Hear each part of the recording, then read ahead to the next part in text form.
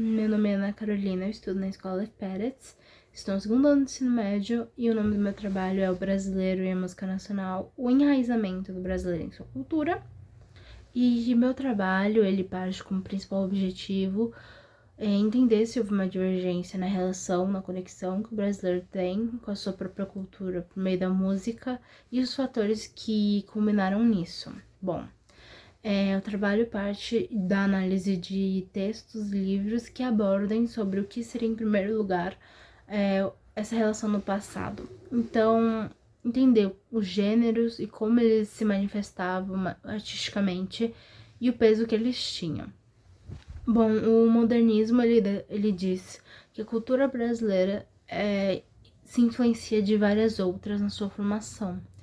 Então, isso consequentemente vai causar com que as artes produzidas tenham públicos distintos atingidos. Tendo isso em mente, o peso cultural para cada grupo vai ser diferente, tendo em vista o gênero e a raiz dele por si só.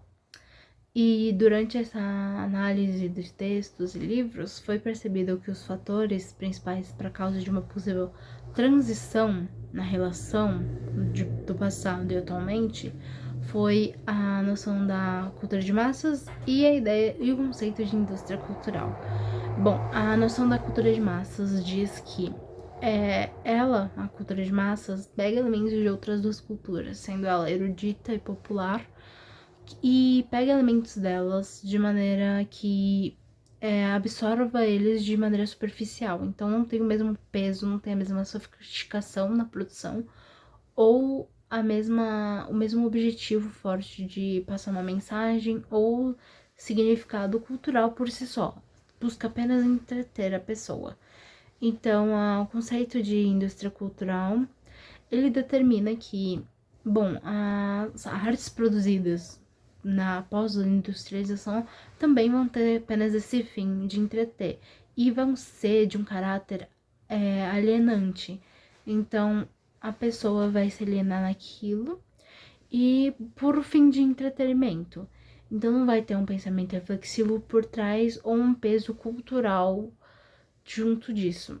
Então, bom, a hipótese do meu trabalho é que o brasileiro não está enraizado em sua cultura e que houve uma desconexão em decorrência às influências da indústria cultural e da cultura de massas. Porém, foi observado, conforme observamos na esfera atual, no momento, há de fato manifestações populares vivas, ou seja, a cultura enraizada realmente foi extinguida. Porém, ainda existem manifestações populares que possam se aproximar de uma possível cultura enraizada. Porém, essas manifestações não ganham o mesmo alcance que uma manifestação popular, não popular, mas artística, que entre nos padrões da indústria cultural e cultura de massas. Não vai ter o mesmo alcance e as pessoas não vão consumir tanto assim.